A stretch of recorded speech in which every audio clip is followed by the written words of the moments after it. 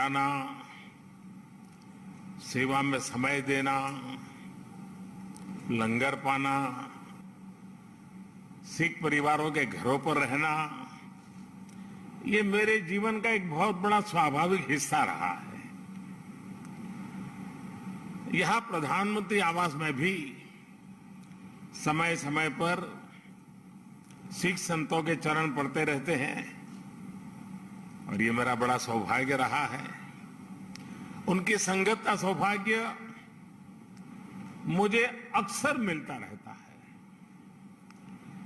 भाइयों और बहनों, जब मैं किसी विदेश यात्रा पर जाता हूं तो वहां भी जब सिख समाज के साथियों से मिलता हूं तो मन गर्व से भर उठता है। 2015 की मेरी कनाडा यात्रा आप में से कई लोगों को याद होगा और दल्ला जी तो मैं मुख्यमंत्री नहीं था तब से जानता हूं। ये कनाडा के लिए 4 दशकों में किसी भारतीय प्रधानमंत्री की पहली स्टैंड अलोन बायलैटरल विजिट थी और मैं केवल ओटावा और टोरंटो ही नहीं गया था। मुझे याद है तब मैंने कहा था कि मैं वैंकूवर जाऊंगा और मैं वहां जाना चाहता हूं। मैं वहां गया, गुरुद्वारा खालसा दीवान में मुझे माथा टेकने का सौभाग्य मिला। संगत के सदस्यों से बहुत अच्छी बातें हुई। इसी तरह 2016 में जब मैं ईरान गया तो वहां भी तेहरान में भाई गंगा सिंह सभा गुरुद्वारा जाने का मुझे सौभाग्य मिला। मेरे जीवन का एक और अविस्मरणीय क्षण फ्रांस में 9 अप्रैल इंडियन मेमोरियल की मेरी यात्रा भी है। यह मेमोरियल विश्व युद्ध के समय भारतीय सैनिकों के बलिदान के लिए उन्हें श्रद्धांजलि देता है और इनमें भी एक बड़ी संख्या हमारे सिख भाइयों की थी। यह अनुभव इस बात का उदाहरण है कि कैसे हमारे सिख समाज ने भारत और दूसरे देशों के रिश्तों की एक मजबूत कड़ी बनने का काम किया है। मेरा सौभाग्य है कि आज मुझे इस कड़ी को और मजबूत करने का अवसर मिला है और मैं इसके लिए हर संभव प्रयास भी करता रहता हूं। साथियों, हमारे गुरुओं ने हमें साहस और सेवा की सीख दी है। दुनिया के अलग अलग हिस्सों में बिना किसी संसाधन के हमारे भारत के लोग गए और अपने श्रम से सफलता के मुकाम हासिल किए। यही स्पिरिट आज नए भारत की स्पिरिट बन गई है। नया भारत नए आयामों को छू रहा है, पूरी दुनिया पर अपनी छाप छोड़ रहा है। कोरोना महामारी का एक कालखंड इसका सबसे बड़ा उदाहरण है। महामारी की शुरुआत में पुरानी सोच वाले लोग भारत को लेकर चिंताएं जाहिर कर रहे थे। हर कोई कुछ न कुछ कहता रहता था, लेकिन अब लोग भारत का उदाहरण देकर के दुनिया को बताते हैं कि देखिए भारत ने ऐसा किया है। पहले क्या कहा जा रहा था कि भारत की इतनी बड़ी आबादी, भारत को कहां से वैक्सीन मिलेगी, कैसे लोगों का जीवन बचेगा। लेकिन आज भारत वैक्सीन का सबसे बड़ा सुरक्षा कवच तैयार करने वाला देश बनकर के आज उभरा है। श्री अकाल करोड़ों वैक्सीन डोज हमारे देश में लगाई चुकी है। आपको भी सुनकर गर्व होगा कि इसमें भी 99% वैक्सीनेशन हमारी अपनी मेड इन इंडिया वैक्सीनेशन से हुआ है। इसी कालखंड में हम दुनिया के सबसे बड़े स्टार्टअप इकोसिस्टम में से एक बनकर के उभरे हैं।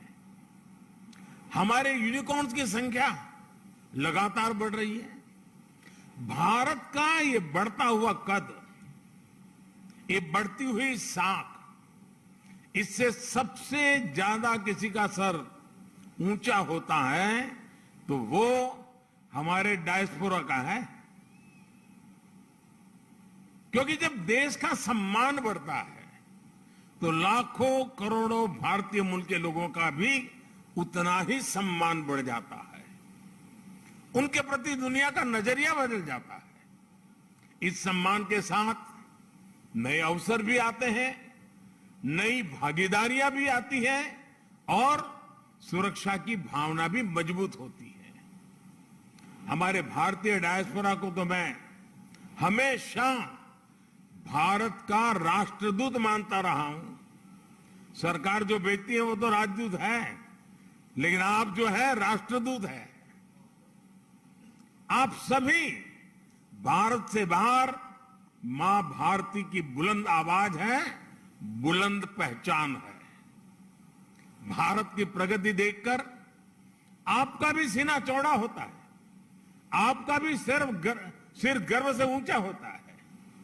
परदेश में रहते हुए आप अपने देश की भी चिंता करते हैं, इसलिए विदेश में रहते हुए भारत की सफलता को आगे बढ़ाने में, भारत की छवि को और मजबूत करने में भी आपकी बहुत बड़ी भूमिका। गुरुओं ने पूरब से पश्चिम, उत्तर से दक्षिण पूरे भारत की यात्राएं की। है पंजाब में गुरुद्वारा हरमंदिर साहिब जी से लेकर उत्तराखंड तक, बिहार में तख्त श्री पटना साहिब से लेकर गुजरात के कच्छ से गुरुद्वारा लखपत सिंह साहिब तक हमारे गुरुओं ने लोगों को प्रेरणा दी, अपने चरण रथ से इस भूमि को पवित्र किया।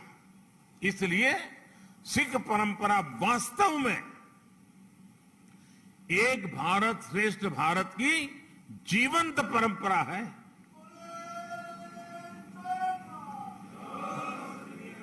भाई और बहनों, आजादी की लड़ाई में और आजादी के बाद भी सिख समाज का देश के लिए जो योगदान है, उसके लिए पूरा भारत कृतज्ञता अनुभव करता है। महाराजा रणजीत सिंह का योगदान हो, अंग्रेजों के खिलाफ लड़ाई हो या जलियांवाला बाग हो, इनके बिना न भारत का इतिहास पूरा होता है, न हिंदुस्तान पूरा होता है। आज भी सीमा पर खड़े सिख सैनिकों के शौर्य से लेकर देश की अर्थव्यवस्था में सिख समाज की भागीदारी और सिख एनआरआई के योगदान तक, सिख समाज देश के साहस, देश का सामर्थ्य और देश के श्रम का पर्याय बना हुआ है। साथियों, आजादी का अमृत महोत्सव हमारे स्वतंत्रता संग्राम के साथ साथ हमारी संस्कृति और विरासत को सेलिब्रेट करने का भी अवसर है, क्योंकि आजादी के लिए भारत का संघर्ष केवल एक सीमित कालखंड की घटना नहीं है। इसके पीछे हजारों साल की चेतना और आदर्श जुड़ी थी। इसके पीछे आध्यात्मिक मूल्य और कितने ही तप त्याग जुड़े हुए थे। इसलिए आज देश जब एक तरफ आजादी का अमृत महोत्सव मनाता है, तो साथ ही लाल किले पर गुरु तेग बहादुर जी का 400वां प्रकाश पर्व भी मनाता है। श्री अकाल।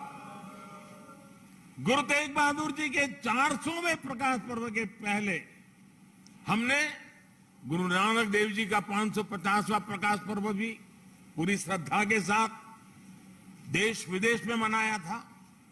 गुरु गोविंद सिंह जी के 350वें प्रकाश पर्व का सौभाग्य भी हमें ही मिला था। साथियों, इसके साथ ही इसी कालखंड में करतारपुर साहिब कॉरिडोर का निर्माण भी हुआ। आज लाखों श्रद्धालुओं को वहां शीश नवाने का सौभाग्य मिल रहा है। लंगर को टैक्स फ्री करने से लेकर हरमिंदर साहब को एफसीआरए की अनुमति तक, गुरुद्वारों के आसपास स्वच्छता बढ़ाने के लेकर उन्हें बेहतर इंफ्रास्ट्रक्चर से जोड़ने तक देश आज हर संभव प्रयास कर रहा है। और मैं सतनाम जी का आभार व्यक्त करता हूं, उन्होंने जिस प्रकार से वीडियो को संकलित करके दिखाया, पता चल सकता है कि पूरी श्रद्धा के साथ हर क्षेत्र में किस प्रकार से काम हुआ है। आप लोगों से समय समय पर जो सुझाव मिलते हैं, आज भी काफी सुझाव मेरे पास आपने दिए हैं, मेरा प्रयास रहता है कि उनके आधार पर देश सेवा के रास्ते पर आगे बढ़ता रहे। साथियों, हमारे गुरुओं के जीवन की जो सबसे बड़ी प्रेरणा है वो है हमारे कर्तव्यों का बोध। आजादी के अमृत काल में देश भी आज कर्तव्यों को प्राथमिकता देने की बात कर रहा है। सबका साथ, सबका विकास, सबका विश्वास और सबका प्रयास, यही मंत्र हम सबको भारत के उज्जवल भविष्य को सुनिश्चित करता है। एक कर्तव्य केवल हमारे वर्तमान के लिए नहीं है, ये हमारे और हमारे देश के भविष्य के लिए भी है, ये हमारी आने वाली पीढ़ियों के लिए भी है। उदाहरण के तौर पर आज पर्यावरण देश और दुनिया के सामने एक बड़ा संकट है। इसका समाधान भारत की संस्कृति और संस्कारों में है। सिख समाज इसका जीता जागता उदाहरण है।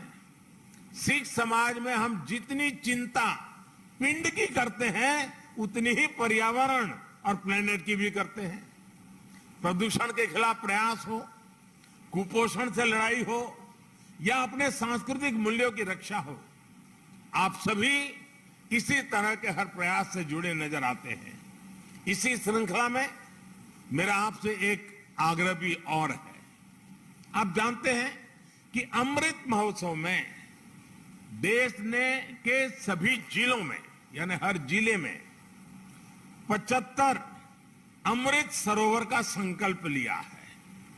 आप भी अपने पिंडों में अमृत सरोवरों के निर्माण का अभियान चला सकते हैं।